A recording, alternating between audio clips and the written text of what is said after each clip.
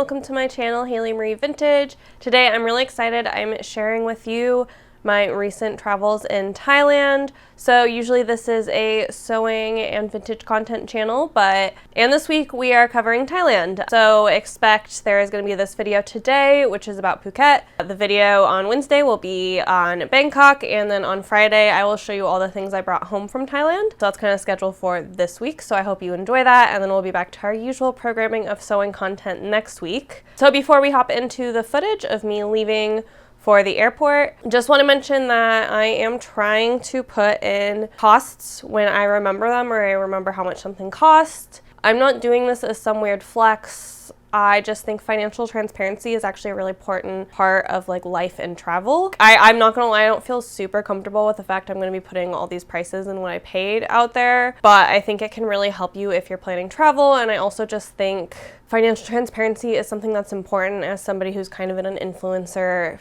sphere. You watch all these people go on these trips and you're wondering what they're costing and things like that. And that's like something I commit to on my channel, is financial transparency. So I will be mentioning all of that. Also, if you're bored by plane rides, the first, I don't know how many minutes of my footage is all planes. One of my pet peeves when I watch travel videos is when somebody flies one place to another and they act like it's just like that. It's not magic. It is a lot of time and a lot of not very fun time. So I'm covering my full travels, including the airplane. If you don't find that part interesting, you'll have a timestamp for when my full day in Phuket actually starts. And then just a reminder that these videos, I can't control the audio, the lighting, the cameras, as well as when I'm in my home. So stuff is a little bit shakier and stuff like that. So keep that in mind when watching. But let's go ahead and jump into the footage.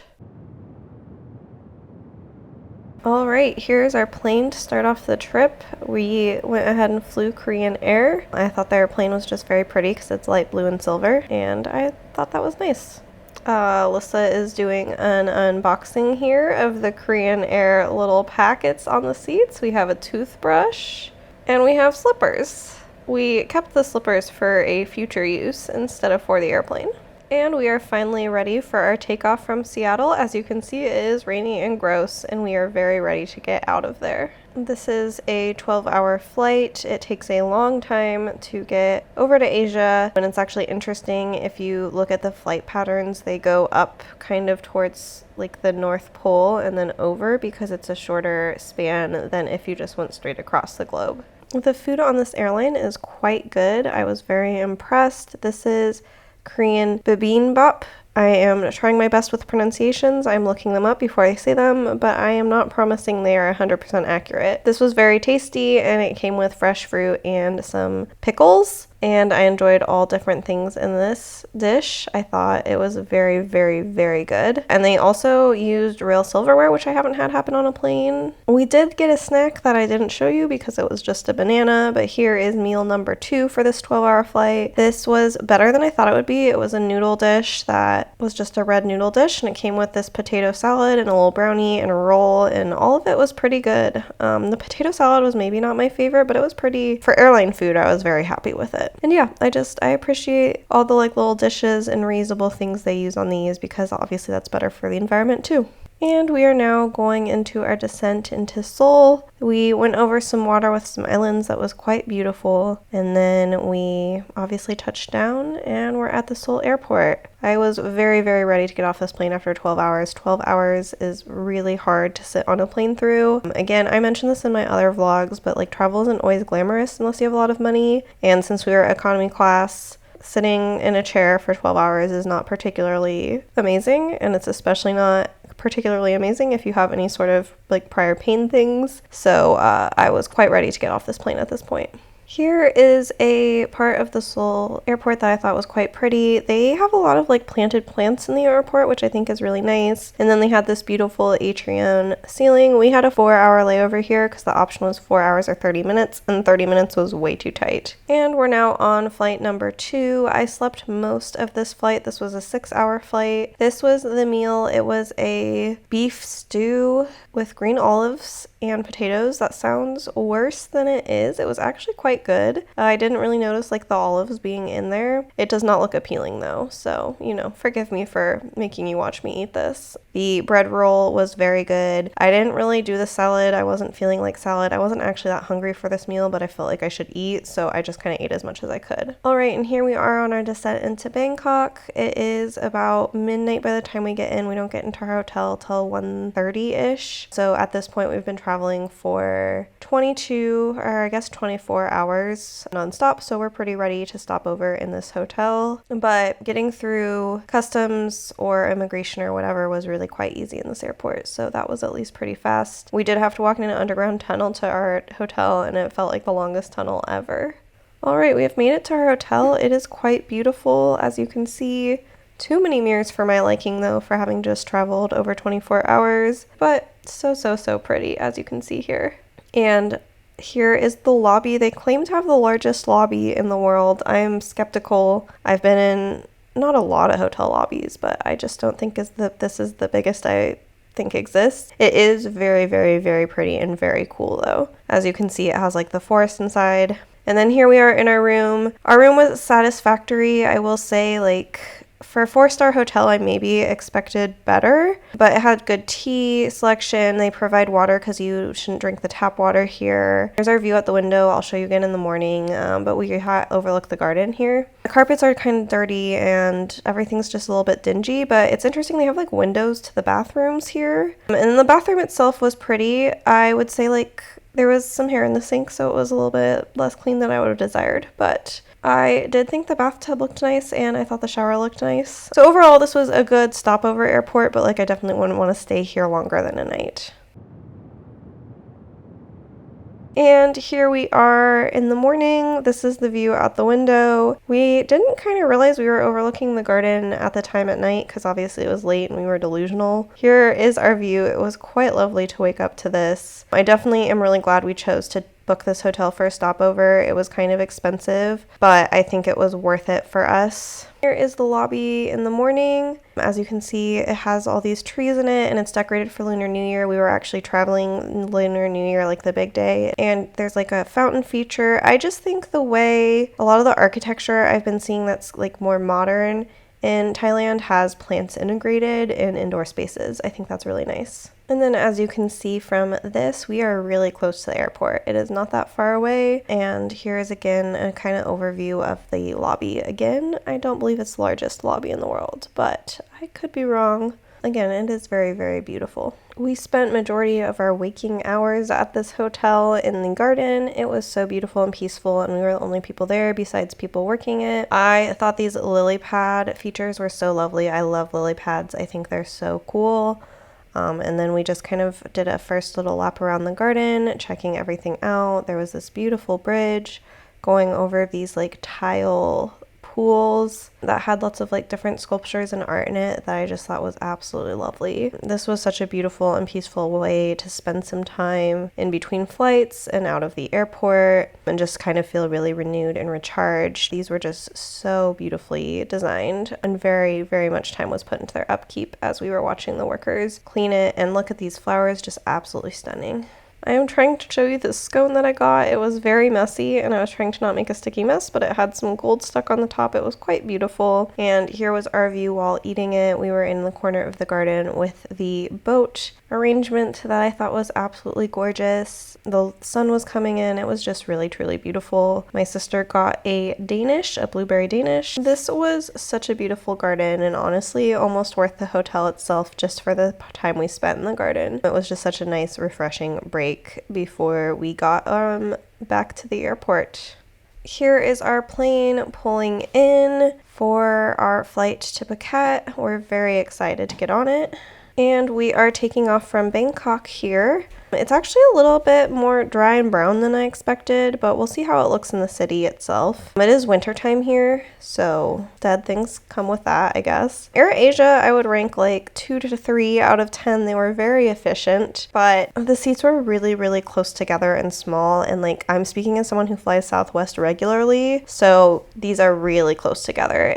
I think they're close together compared to Southwest. I don't think I would book an AirAsia flight for a longer than maybe like 2-hour flight, or if you're a particularly tall person. Despite my complaints about the airlines, the flight itself was quite beautiful. We had all these beautiful cloud formations and things like that, and it was so short. It was only 1 hour and 20 minutes, which after you've been on 2 really long flights, it doesn't feel long at all. So that was really nice. And now, sorry for the wobbly camera here, I just thought this cloud formation was so pretty, and I accidentally captured our descent into the clouds into where the airport in Phuket was. Here we're below the clouds now, we're circling the airport. It looks so beautiful out here. The island is, I think, bigger than I thought it was, and we're very, very excited to get off the plane and be done with planes for a couple days.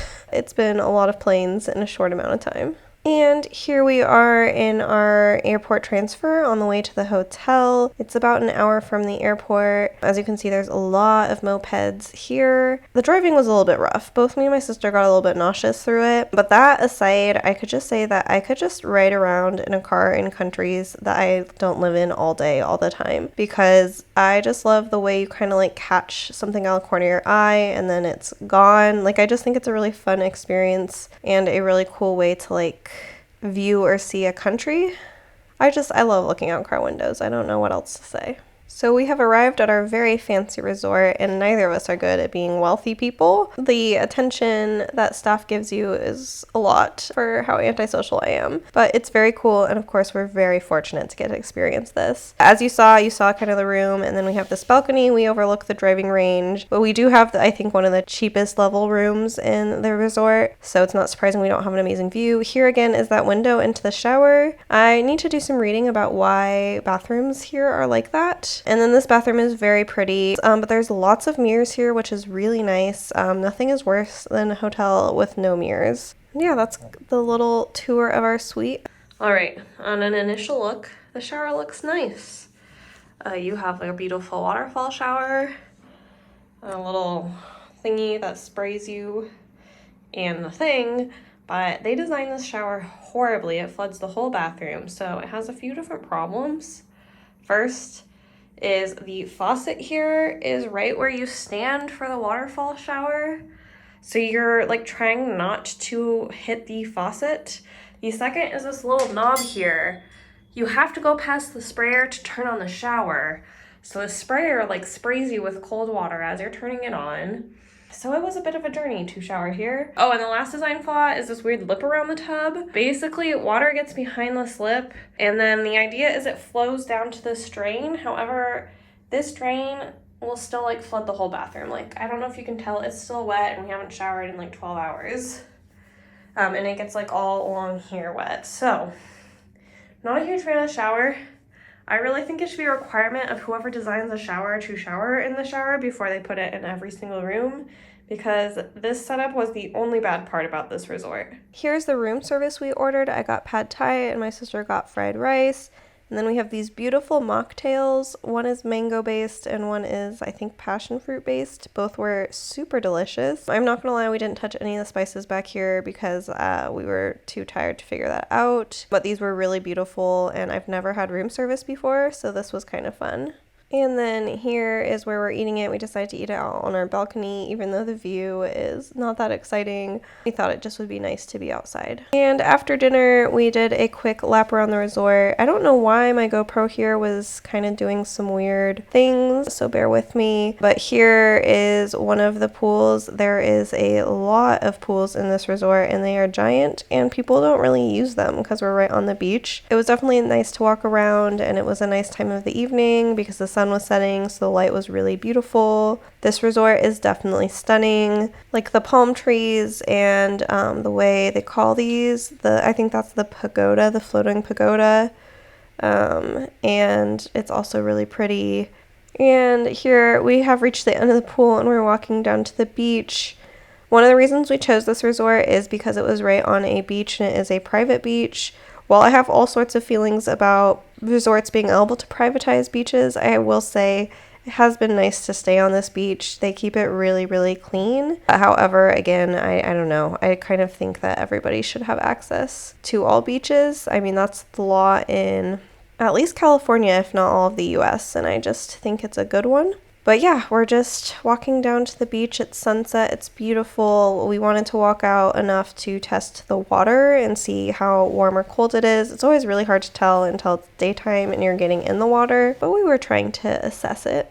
It is cloudy enough out that we're not getting a ton of color. Like there's kind of that peak sunset mode where it has enough clouds for the light to reflect off of, but not so much clouds like the sun is blocked. And here we have the sun a little bit blocked, but we're at least getting some nice reflection.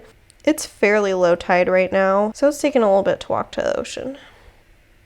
We have finally made it to the water. The general assessment is it's kind of chilly. Again, it's hard to know until you're actually all the way in. The sand is soft and it's, again, yeah, a really beautiful beach. And we are back to kind of walking around the resort. My GoPro is acting up again, but here's kind of a pan of some of the resort. It's really pretty with the green and the white. Some of the shaping from like a distance, the silhouette my sister has pointed out looks kind of like cruise ships, which I'm sure is not the intended effect, but it's a little bit cruise shippy looking.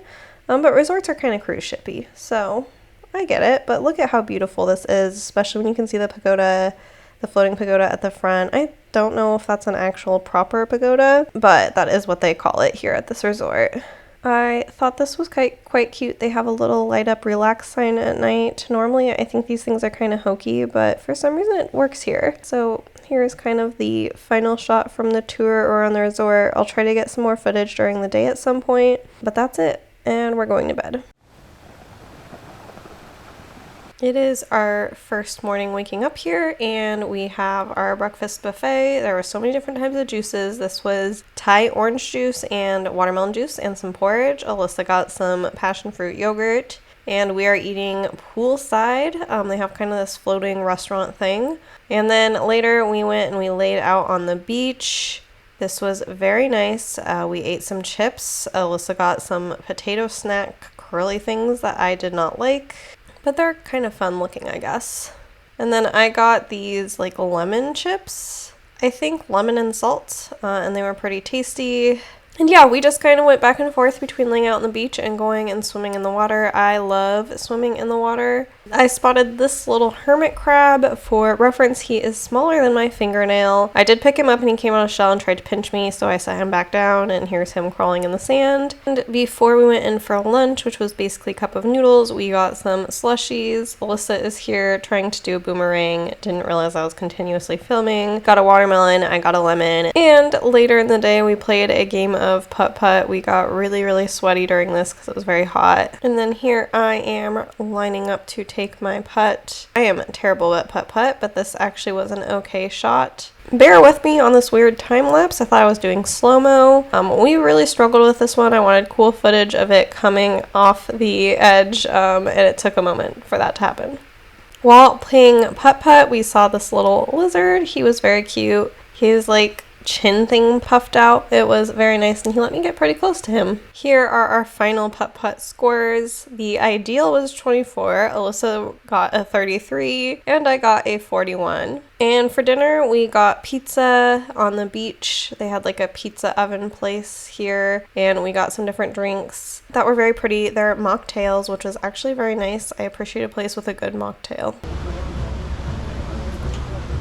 And here is today's breakfast. We have 2 porridges, a savory and a sweet, as well as some butterfly tea, that's the blue you see in the background, and some fruit, pancakes, and sausage. And of course we have the pool view.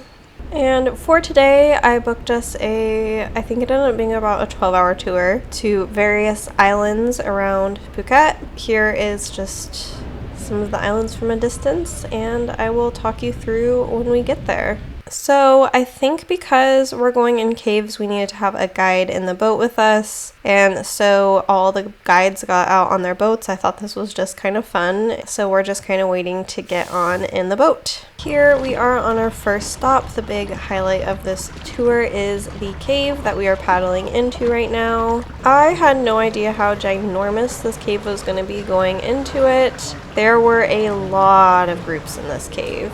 Like tons and tons of people, which you'll be able to see. So once we get in there, the guides turn on their headlamps so we can actually see things in there, see each other, not be wild, I guess. not be in pitch black in a cave getting hit by stalagmites. Here you can kind of see the bats on the wall. I felt bad about them shining their lights in their eyeballs. They were very stinky though. Very, very stinky. The cave goes much further in than just the bats. I feel like you can't really tell by this footage how deep and ginormous this cave is, but there were probably at least 100 people in this cave. Admittedly, I might have worn a mask if I realized there would be so many people and the cave would be this big, but I didn't know that till we were in it. It's a pretty wild scene in here. My sister and I were talking about how it feels kind of like a Disneyland ride because of the way that you're paddling around all these canoes and things. And here we have reached the back of the cave. If you see that little bit of light, it is sunlight. Our guide took us all the way pretty much as back as we could go, which means we had to lay down. I got a little claustrophobic in this moment actually, but it was still very cool, and I'm glad he took us, I guess, further back than I think a majority of people, even though, yeah, it was a little scary, a little claustrophobic. Here you can see is where I lay down because my GoPro is going wild. So, yeah, and you can kind of see his light shining up. This is just definitely, yeah, you can see the other side of the cave through that hole, and there's light. So the cave goes all the way through the island, which I found very perplexing. And here we are back at the same entrance we came in through of the cave. I am not gonna lie, I was pretty excited to get back out into daylight, even though it was very, very, very bright and shiny, and definitely quite blinding. After this, our guide took us around kind of this little cove perimeter.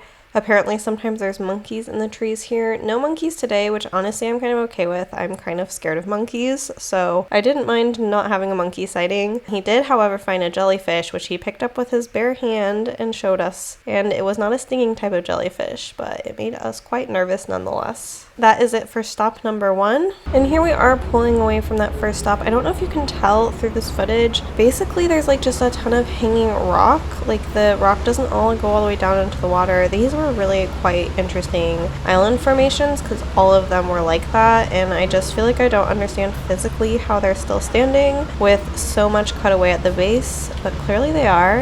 It was absolutely gorgeous out this morning. And here we are on excursion number 2. At first I was not happy because I thought we were going into a cave again, and I just mentally wasn't ready for another cave. But instead it's kind of like this carved out hole in the rocks. If you look up in the canopy, I guess, there's a heart. I'm going to pop in my sister's picture here because I did not do a good job taking it on this GoPro. And here you can see just another really wild rock formations over here. And the canopy above us, this just was really, truly something. It was absolutely breathtaking. I have not ever seen anything like this. I just feel like the footage never quite captures it as beautiful as it is, but it was really, really something special. After that, we headed back out of this little cove area.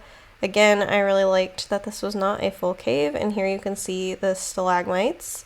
And then it opens up into this beautiful bay with really interesting rock formations and trees and things. I just really thought this kayak/canoe trip, what they called them canoes, even though I would identify them as a kayak. I just found this tour really, really cool. I didn't quite know what we were doing or getting into. I didn't look at like a ton of photos or anything, and it was really beautiful. You can see that tree over there that has like tendrils reaching down that I thought was stunning. I thought this was a really cool tour, even despite my aversion to caves.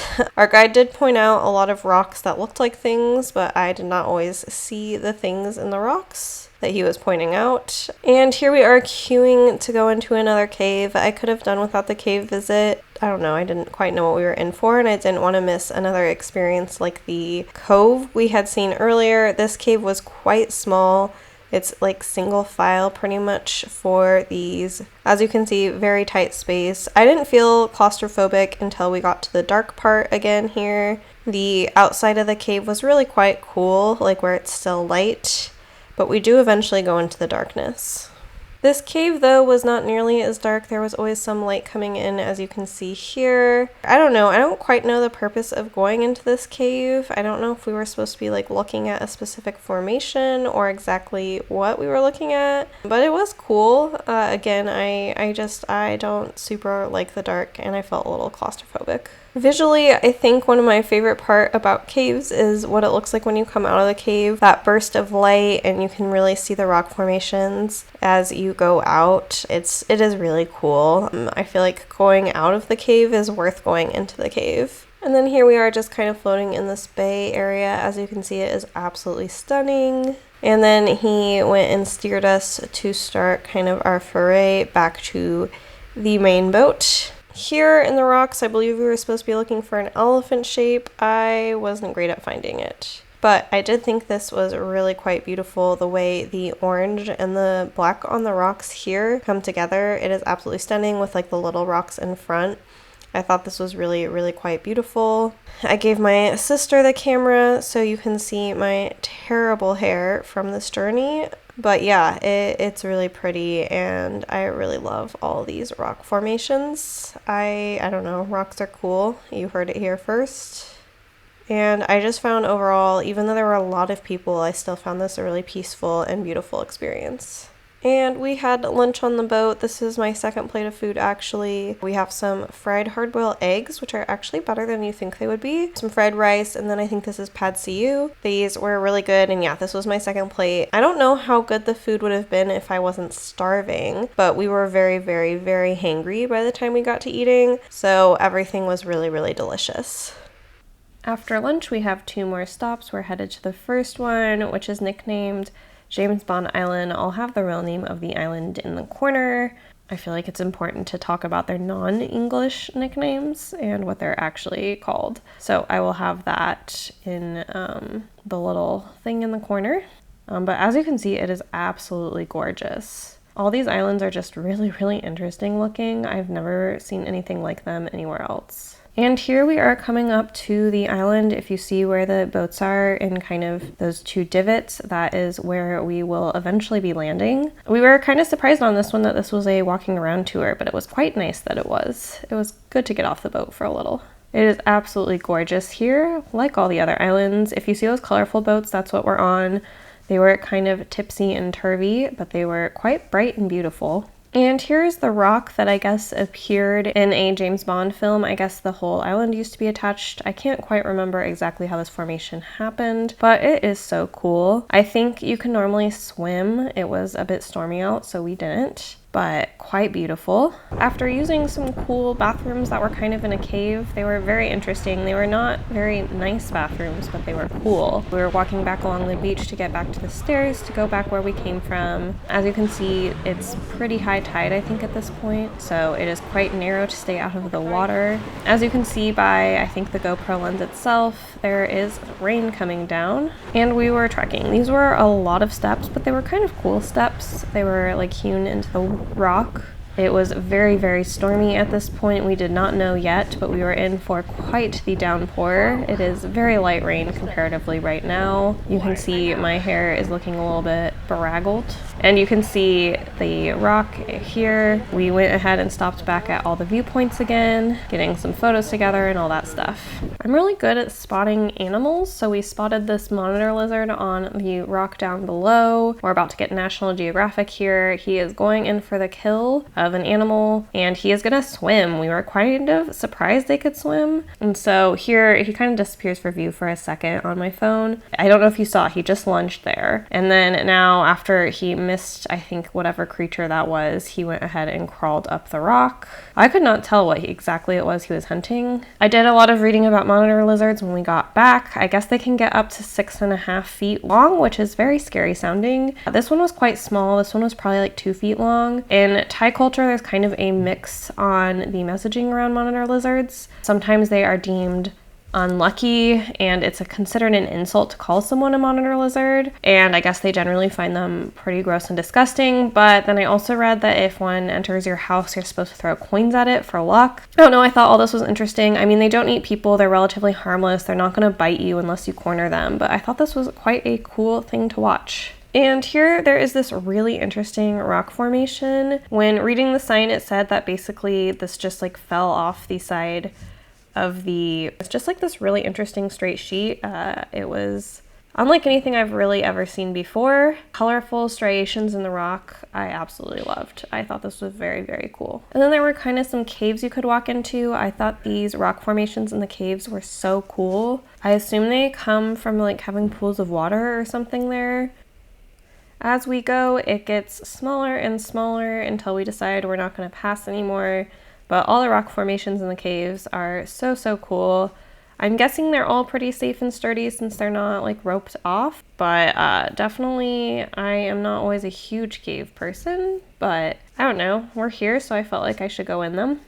And right about here is where it got small enough that we decided to stop and turn back around.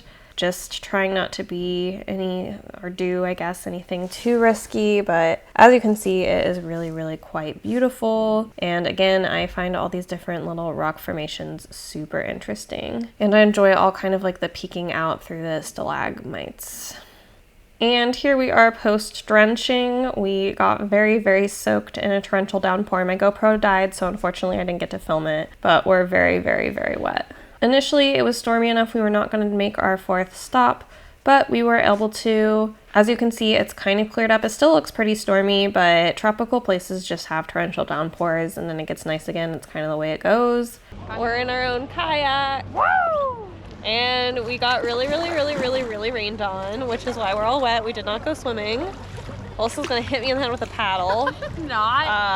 But this is the first time we can kayak ourselves because I think we're not going near any dangerous caves. So here we are.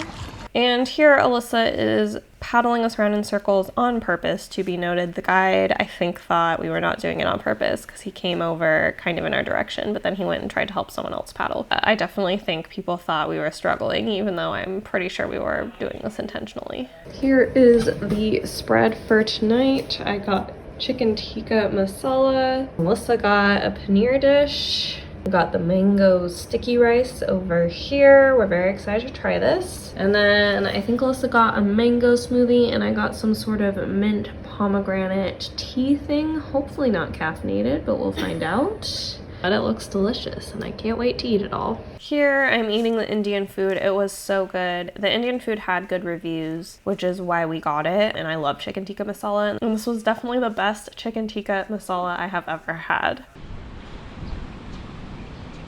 Time for morning food tour. We have a Danish, some dragon fruit, right? And papaya. Yeah. Some little pickles and sausage, and then we have pork congee and my sweet congee. I put strawberry jam instead of Thai jam this time. And then we have our butterfly pea juice/tea and watermelon juice. I'm probably gonna get a third juice at some point. And we are again poolside, and it is very nice out.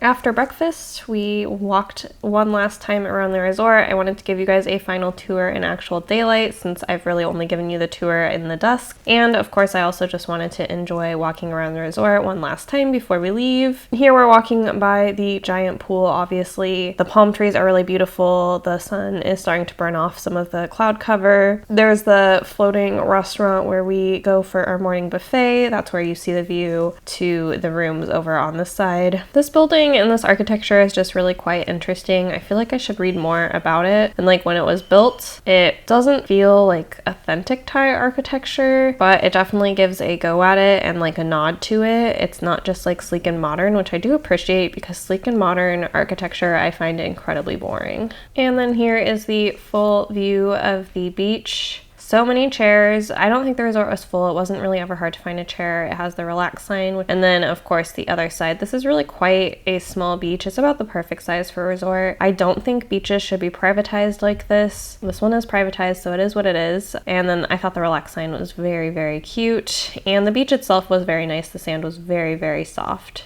And now we're wandering back through the other pools. This has kind of more of a lounge and shallow pool. The other pool is 6 foot deep consistently. These pools vary from about like 4 foot, or I guess 3.5 foot, to 7 foot depending on the pool, and they have kind of all these nice little places you can sit. We definitely maybe should have spent some of our pool time over on this side, but we didn't. I don't think we realized it was not quite that deep. Also, we didn't really want to be around where all the kids are, and I'm sure there are more kids on this side of the resort. But I do think the way these pools are designed is quite beautiful. And of course, I think it's really nice with the rooms overlooking them and all that. And here we are back in the atrium of the lobby. It is quite beautiful, as you can see. I am always very, very impressed. I also really like that it's completely open air. This made me feel a lot better with the COVID. Actually, most of the hotel was pretty much completely open air, so I felt like, I don't know, we were less likely to catch anything here. We weren't really ever indoors with other people. There's kind of like this really long open air hallway to get to where you like pick up or leave or whatever. That is just very interesting.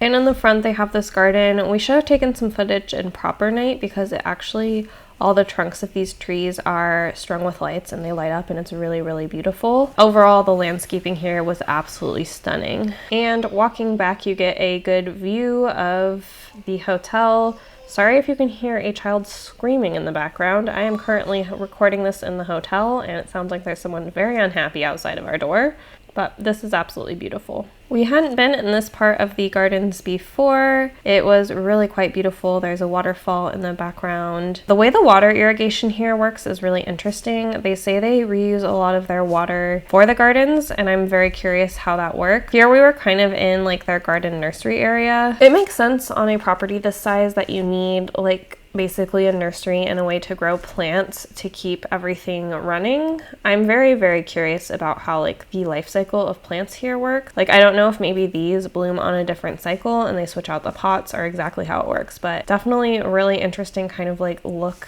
into it. And then we went up these steps. I thought these steps were really beautiful the way the rock was together. They were quite steep though. And then up here, there's more plants that they're growing.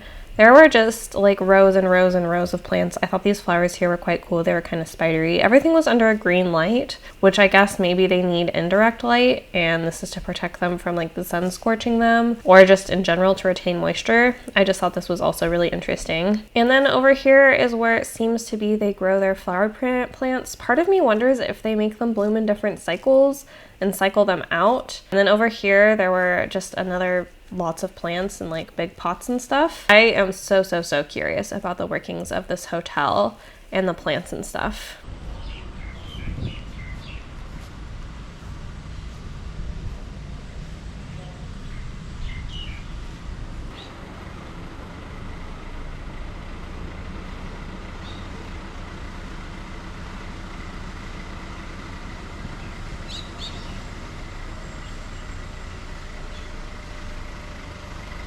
And then that concludes this tour. I hope you enjoyed it, and we are about to work on getting back to the airport to go on to Bangkok.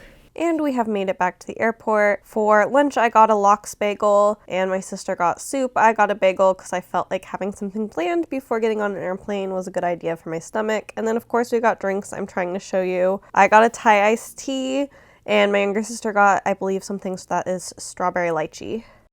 And with that, we are off and leaving Phuket and heading on to Bangkok for the next leg of our trip. I absolutely enjoyed it here. It is so beautiful, and it was a good idea to relax on the beach while I was here. We'll now go ahead and go into the outro and wrap up.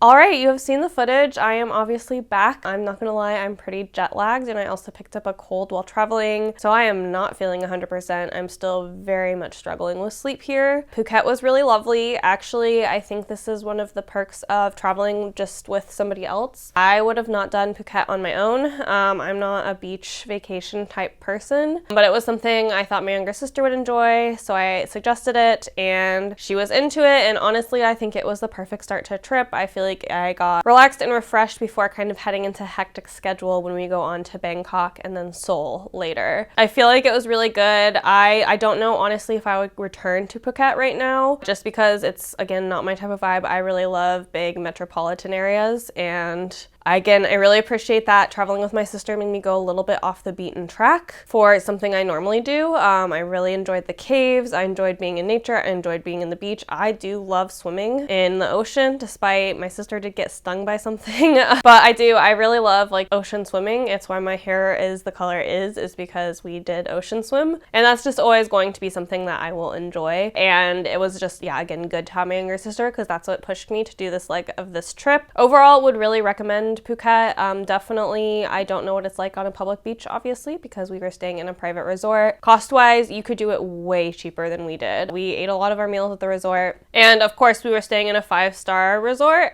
which is not our normal vibe when we travel other places. It's just that between the two of us, we could afford it. Also keep in mind with costs that everything I'm displaying cost-wise, we split. That was the perk too of traveling with someone, is I would not have probably gone as fancy by myself because I was looking to pay half of what we paid per night. And so was she. So together we were able to afford more. There's a lot of different perks to traveling with another person. I would have also been really lonely. I definitely feel like if you are traveling solo, doing kind of more of the hostel thing sometimes makes sense. What are we doing? That basically wraps that up. I don't really have a ton more thoughts on Phuket. The food was good. The beaches were wonderful. The weather, I guess the weather could have been better, but I enjoyed the weather. I thought it was great that it was not too hot and the rain wasn't too bad. So yeah, I will catch you in my next video over on Wednesday, where we will go to Bangkok.